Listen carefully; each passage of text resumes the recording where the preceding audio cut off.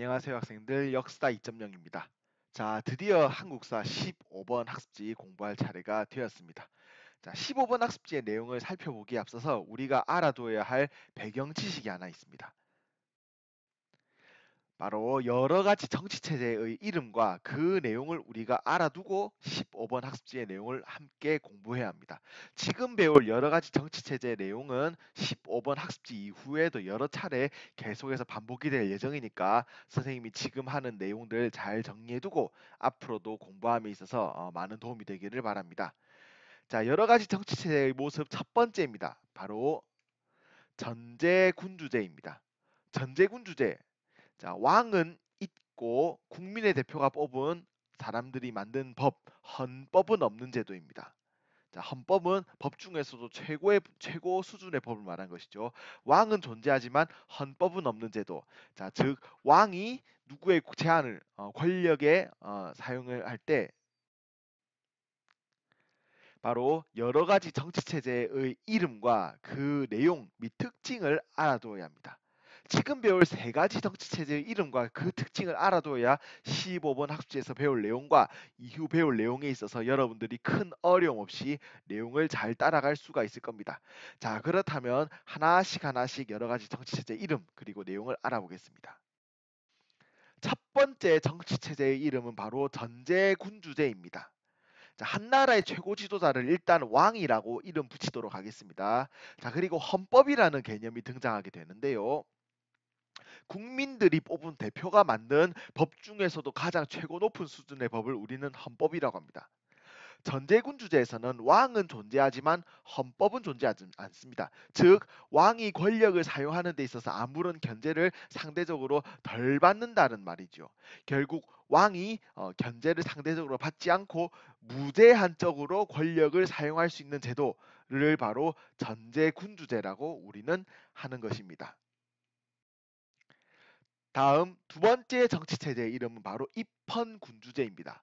왕은 존재합니다. 하지만 국민의 대표가 만든 법인 헌법, 법 중에서 가장 최고 높은 수준의 법인 헌법이 존재합니다. 즉 왕도 있고 헌법도 존재합니다. 결과적으로 왕의 권력이 헌법에 의해서 제약받는 정치 제도를 우리는 입헌군주제라고 부르게 되는 것입니다.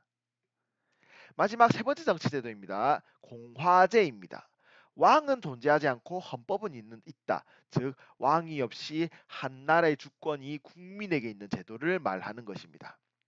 전제군 주제, 입헌군 주제, 공화제 이 세 가지 정치 체제의 이름과 그 내용을 여러분들이 잘 알아두어야 앞으로의 내용을 잘 따라갈 수 있을 것입니다. 자, 이 세 가지 내용을 잘 기억해 둔 상태로 오늘 우리가 배울 내용은 다음과 같습니다.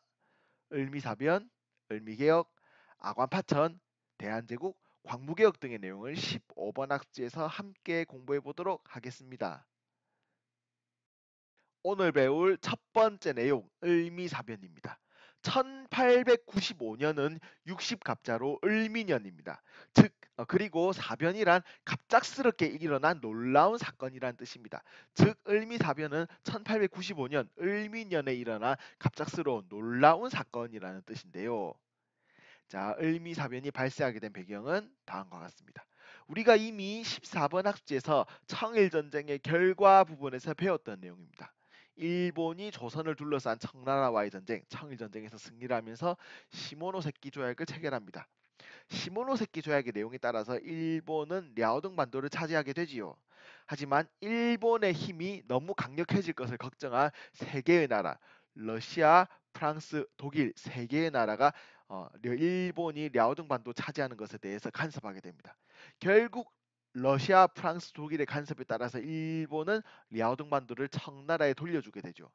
이 삼국 간섭 이후 고종과 명상황후는 러시아의 힘을 빌려서 일본을 견제하기 위해서 친러 정책을 실시하게 된 것입니다. 이런 배경 속에서 일본은 생각합니다.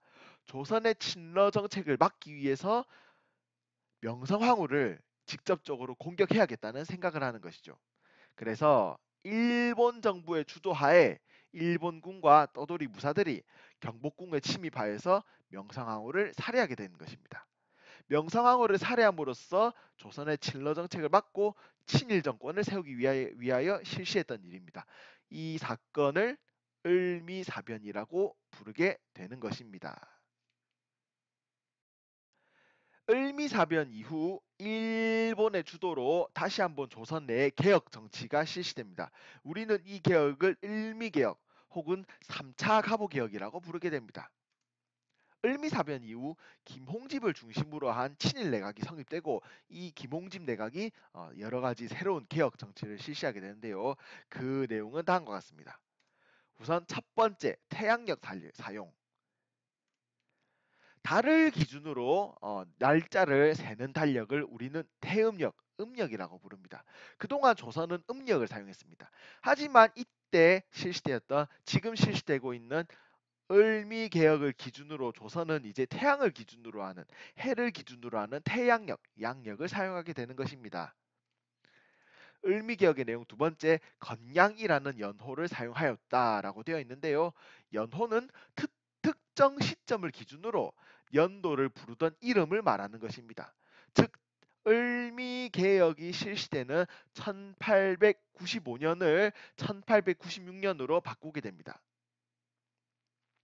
음력 1895년을 양력 1896년으로 바꾸면서 양력 1896년을 건양 1년이라고 부릅니다. 즉 1896년을 건양 1년으로 97년은 건양 2년으로 등등등등 이제 연도를 부르게 된다는 것이지요. 자, 을미개혁의 내용 세 번째, 단발령 실시입니다. 단발령, 자, 머리털을 잘라라는 명령이라는 뜻인데요. 오랫동안 조선 사람들은 머리를 길렀습니다. 상투 등을 틀면서 머리를 길렀지요. 조선 사람들에게 있어서 머리털 또한 부모님에게 받은 신체의 일부이기 때문에 잘라서는 안 된다라는 생각이 있었지요. 하지만은 을미개혁이 실시되면서 서양식으로 머리를 자르는 단발령이 발표되게 되고 이후 조선 사람들은 상투를 깎기 시작합니다. 학습지에 있는 읽기 자료에 보면 고종이 단발령에 따라서 머리를 자르는 내용이 들어 있으니까 학생들 여러분이 개개인 개별적으로 읽어주기 바랍니다. 다음 을미개혁의 내용은 바로 종두법 실시입니다. 자, 종두법. 당시 조선시대에 가장 무서웠던 질병인 천연두라는 질병에 대해서 예방접종, 예방주사를 맞도록 하는 법을 바로 종두법이라고 합니다. 자, 종두법을 법적으로 규정했다. 을미개혁의 내용이 되겠습니다. 그리고 을미개혁의 마지막 내용, 자, 소학교를 설치했다 등이 있습니다. 자, 지금까지 우리는 을미개혁이 발생하게 된 배경, 그리고 그 내용을 각각 살펴보았습니다. 친일 내각인 김홍집 내각에 의해서 을미개혁이 주도되었습니다. 하지만 을미사변 이후 일본에 대해서 반감을 가지고 있던 고종이 친일 내각의 힘을 벗어나기 위한 사건을 발생하게 합니다. 그 사건의 이름은 바로 아관파천이라고 하는데요. 아관파천, 고종이 실시한 아관파천으로 인해서 을미개혁은 중단이 된다라는 결과가 나타나게 됩니다. 아관파천의 내용은 조금 이따가 다시 자세하게 살펴보도록 하겠습니다. 자, 한편 1895년 을미사변 그리고 단발령이 진행되는 과정에서 이에 저항하는 을미의병이 전국 각지에서 발생합니다. 을미의병에 대한 내용도 우리가 18번 학습지에서 배워볼 예정이니까 일단 이름만 알아두도록 합시다. 을미사변 이후 1895년 을미사변 이후 김홍집 친일 내각이 성립되면서 일본의 주도하에 을미개혁이 진행되고 있는 상황이었습니다. 일본의 힘이 계속해서 강해지고 있는 가운데 고종은 조선에 미치는 일본의 영향력을 약화시키기 위한 정치적인 결단을 하게 됩니다. 바로 아관파천이라는 사건입니다. 아관파천, 일본의 간섭을 피하기 위해서 고종이 러시아 공사관으로 피신한 사건입니다. 공사관은 외국의 외교관이 이제 머무르는 건물을 말하는 겁니다. 고종은 자신이 머무르고 있던 궁궐을 몰래 빠져나와서 일본군의 감시를 피해서 몰래 빠져나와서 러시아 외교관이 머무르는 러시아 공사관으로 몸을 옮기게 됩니다. 이를 통해서 이 아관파천을 통해서 일시적으로 일본의 간섭을 피하고 일본 대신 러시아의 영향력이 커지게 되는 것입니다. 고종은 아관 파천을 통해서 러시아와 일본의 세력 균형을 유지하려고 하였던 것입니다. 자, 하지만 한나라의 임금이 외국 공사관으로 몸을 숨긴다라는 그 자체에서 조선이라는 나라의 자주적인 힘, 자주권이 떨어지게 되는 결과가 나타나게 되는 것입니다. 결국 독립협회라는 단체 그리고 수많은 백성들의 요구로 1년 뒤인 1897년 고종은 궁궐로 돌아오게 됩니다. 즉 환궁을 하게 되는 것이죠. 독립협회에 대한 내용은 우리가 16번 학습지에서 배울 테니까 일단 여기서는 이름만 배워보도록 하겠습니다. 자, 1896년부터 97년까지 2년간 진행되었던 아관 파천에 대해서 우리는 알아보았습니다. 자, 1897년 고종이 궁궐로 돌아옵니다. 그 이후의 고종의 모습을, 고종의 정치적인 모습을 알아보도록 할 텐데요. 궁궐로 돌아온 고종은 조선이라는 나라의 이름을 새롭게 바꿉니다. 바로 대한제국이라고 말이지요. 대한제국의 제자는 황제를 뜻하는 말입니다. 고종은 스스로 왕보다 더 높은 군주인 황제의 자리에 오릅니다. 고종은 스스로 황제의 자리에 오르면서 나라의 이름을 조선에서 대한제국이라고 고치게 됩니다. 그리고 스스로 황제의 자리에 오른 1897년을 기준으로 광무라는 연호를 새롭게 사용하였습니다. 즉 1897년을 광무 1년이라고 불렀던 것이지요. 고종이 황제 자리에 오르는 의식을 치렀던 환구단의 사진 왼쪽에 있습니다. 그리고 오른쪽 사진은 고종이 황제 자리에 오른 이후에 찍은 사진입니다. 학습지 뒷면 고종이 황제 자리에서 오르면서 발표했던 글의 내용입니다. 내가 끝내 사용할 수 없어서 하늘과 땅에 제사를 지내고 황제의 자리에 올랐다. 당시 동양의 국가에서 황제라는 칭호를 사용했던 나라는 바로 청나라였습니다.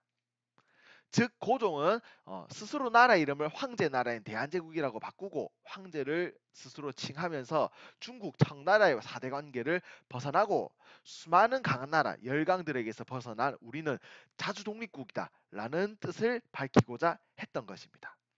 스스로 황제 나라 대한제국이라는 나라를 만들므로써 우리는 그 누구에도 간섭을 받지 않는 자주 독립국이다 라는 것을 고종은 밝히고 싶었던 것입니다. 스스로 광무라는 연호를 쓰고 황제 자리에 오른 고종은 대한제국을 더욱더 강한 나라로 만들기 위한 개혁을 실시합니다. 우리는 이 개혁을 대한제국의 연호, 고종의 연호를 따서 광무개혁이라고 부릅니다. 고종이 실시했던 광무개혁은 구본신참의 원칙에 따라서 실시되었습니다. 구본신참이란 옛것을 근본으로 하여 새로운 것을 참조한다는 뜻입니다. 고종이 실시했던 광무개혁 구본 신참의 원칙에 따라서 실시되었는데요. 이 광무개혁의 원칙을 밝힌 글이 있습니다. 고종이 발표했던 광무개혁의 원칙을 밝힌 그리고 대한제국의 원칙을 밝힌 글을 대한국 국제라고 부릅니다. 대한국, 대한제국의 줄임말이고요. 국제, 나라의 제도란 뜻입니다. 광무개혁의 정치적인 내용, 대한국 국제를 발표하면서 시작이 되었습니다. 대한국 국제, 대한제국의 운영 원칙을 담은 문서라는 뜻인데요. 자, 여기서 우리는 오늘 우리가 살고 있는 대한민국이라는 나라와 당시 고종이 발표했던 대한제국이라는 나라의 이름을 한번 비교해 볼 필요가 있습니다. 일단 우리가 현재 살고 있는 대한민국이라는 나라의 이름은 고종이 만들었던 대한제국이라는 이름에서 따온 것이 맞습니다. 하지만 그 이름 속에서 대한민국, 국민이라는 민자를 썼습니다. 반면 대한제국은 황제 제자를 썼습니다. 둘 다 줄임말은 한국이입니다. 한국이라는 말을 줄말로 쓰지만 자, 대한민국은 국민이 주인된 나라, 대한제국은 황제가 주인이 된 나라라는 뜻입니다. 즉 고종이 만들었던 대한제국 그리고 고종이 발표했던 대한국 국제에서는 입헌군주제가 아닌 전제군주제를 지향하고 있었던 것입니다. 우리는 오늘 15번 학습지 수업을 시작할 때 여러 정치 제도들의 이름과 그 내용을 각각 살펴보았죠. 기억하고 있습니까? 전제군 주제, 왕이 최고 권력을 갖습니다. 입헌군 주제, 왕이 있기는 하지만 헌법에 의해서 견제를 받습니다. 그리고 공화제, 왕이 없고 국민들에게 주권 있는 제도입니다. 고종은 왕이 있지만 헌법에 의해서 견제를 받는 입헌군 주제가 아닌 왕에게 모든 권력이 쏠려 있는 전제군 주제를 원했던 것입니다. 즉, 모든 권력은 황제에게 집중되어 있다라는 뜻을 대한국 국제를 통해서 밝혔습니다. 그리고 이 대한국 국제에는 대한제국이 자주 독립국이다라는 내용 또한 담겨 있었습니다. 학습지 뒷면을 보면 대한국 국제 내용이 있습니다. 제1조부터 6조까지의 내용 중 일부를 선생님이 학습지에 넣어놨는데요. 제1조, 대한국은 자주독립제국이다. 다른 나라의 간섭을 받지 않는 자주독립제국이라는 뜻입니다. 그리고 2조, 3조, 6조의 대한제국은 전제군 주제, 왕이 황제가 누구의 견제도 받지 않는 최고 권력자라는 뜻을 밝힌 내용이 드러나 있습니다. 제2조 대한국의 정치는 전제정치이다. 제3조 대한국 황제는 무한한 군권, 여기서 말하는 군권은 황제의 힘, 왕의 힘을 말하는 것입니다. 무한한 군권을 누린다. 그리고 6조 대황제는 법률을 정하여 발표하고 실시한다. 5조에도 내용이 있군요. 대황제는 육군과 해군을 통솔한다. 자, 대한국 국제 각각의 내용을 여러분들 대한제국은 황제의 나라다. 그리고 대한제국은 자주독립의 나라다. 라는 내용과 연결해서 볼 줄 알아야 하겠습니다. 계속해서 광무개혁의 경제적인 내용을 살펴보겠습니다. 광무개혁의 경제적 내용, 양전사업을 실시하여 지게를 발급하였다 라고 되어 있는데요. 양전사업은 토지를 조사하는 것을 말합니다. 고종은 전국적인 토지 조사를 하고 지게, 토지계약서를 만들었습니다. 토지조사, 양전사업의 결과에 따라서 토지계약서인 지게를 만들었는데요. 자, 여기 지게의 사진이 있습니다. 학습지 뒷면 지게의 사진 옆에 양전사업과 지게사업이 가지고 있는 의미를 선생님이 넣어놨습니다. 그 내용을 함께 보도록 하지요. 대한제국은 양전사업을 실시하고 토지 주인에게 토지 소유권 증명서인 지게를 발급하였습니다. 이 지게를 발급함으로써 토지의 소유권을 법적으로 확인할 수 있었고 세금을 거둘 수 있었죠. 이를 통해서 국가의 수입을 안정적으로 확보했다. 국가의 수입을 높일 수 있었다라는 효과를 가지고 오게 된 것입니다. 다음 광무개혁의 경제적 내용 두 번째입니다. 식산흥업정책입니다. 조금 더 이해하기 쉽게 표현한다면 산업을 발전시킨다라는 뜻입니다. 고종은 식산흥업정책을 통해서 대한제국을 경제적으로 강한 나라로 만들고 싶었습니다. 이를 위해서 각종 회사, 공장, 그리고 회사와 공장에서 일할 학생들을 사람들을 키울 수 있는 실업학교, 그리고 기술교육기관을 설립하였습니다. 식산흥업의 한자말 선생님이 학주에 넣어놨으니까 확인해 주기 바랍니다. 그리고 군사적으로는 원수부라는 기구를 설치하였습니다. 원수부, 원수라는 뜻은 한나라의 최고 장수를 말하는 겁니다. 즉 광무개혁 대한제국에 있어서 한나라의 최고 장수, 최고 군 통수권자는 바로 고종 본인 황제였던 것이죠. 이 원수부를 설치함으로써 고종 본인이 황제로서 군사권을 완전히 장악했던 것입니다. 그리고 군사력 강화를 위해서 친위대 그리고 진위대라는 부대를 설치하였습니다.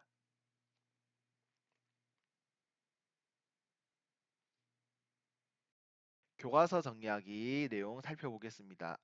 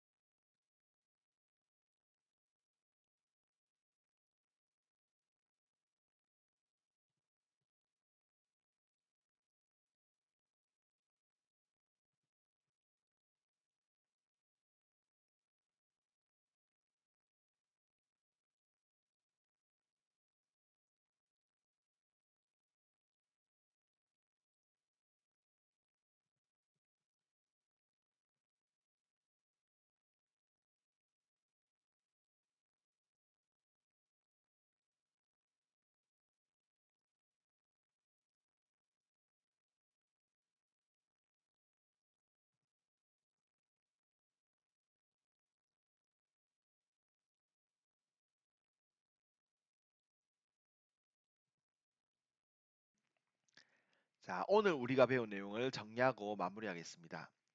청일전쟁 이후 조선이 러시아를 통해서 일본을 견제하려 하자 일본이 조선의 친러 정책을 막기 위해서 명성황후 민씨를 살해했던 을미사변을 배웠습니다. 첫 번째입니다. 그리고 두 번째 을미사변 이후 김홍집 친일 내각이 성립하면서 제3차 가보개혁, 다른 말로는 을미개혁을 실시하였습니다. 그리고 우리는 을미개혁의 내용들을 각각 살펴보았지요. 을미사변과 을미개혁을 통해서 일본의 세력이 강해지자 고종은 러시아 공사관으로 직접 피신하는 아관파천을 통해서 일본의 세력을 견제하고 러시아의 도움을 받으려 하였습니다. 그리고 이 아관파천의 과정에서 독립협회 백성들이 조선이 오히려 자주국가로서의 권리를 침해당한다. 고종 황제여 고종 임금이여 돌아오시라 환궁 요구를 하였죠. 결국 고종은 1년 만에 아관파천을 마치고 궁궐로 돌아옵니다. 환궁을 하면서 나라의 이름을 대한제국이라고 바꾸고 스스로 황제의 자리에 오르게 되었습니다. 황제 자리에 오른 고종은 자신이 사용하는 연호인 광무라는 연호를 따서 개혁을 실시합니다. 우리는 이 개혁을 광무개혁이라고 하였고 광무개혁의 내용까지 알아보았습니다. 다음 시간은 독립협회라는 단체의 내용에 대해서 알아보도록 하겠습니다. 독립협회 우리가 이미 잠깐 지나가는 말로 언급했습니다. 바로 아관파천 당시 고종의 환궁을 요구했다라는 부분에서 얘기가 나왔었지요. 다음 시간에 우리는 독립협회라는 단체가 만들어지게 된 배경과 그 활동 내용, 그리고 이들의 주장, 그리고 독립협회가 마지막에 해산되는 과정까지의 내용을 함께 공부해 보도록 하겠습니다. 자, 오늘 내용 공부하느라고 수고 많았고 다음 시간에 함께 보도록 하겠습니다. 다들 고생하셨습니다.